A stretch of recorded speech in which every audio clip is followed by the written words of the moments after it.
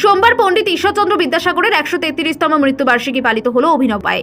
হাওড়া এবং শ্যামপুরের মোল্লারহাটের একটি বেসরকারি স্কুলে কচিকাচারা অ থেকে চন্দ্রবিন্দু পর্যন্ত বলে প্রতিযোগিতায় অংশ নেন। এদিন স্কুল কর্তৃপক্ষ জানিয়েছে, খুব শৈশব থেকে অ পড়ানো হয়েছে।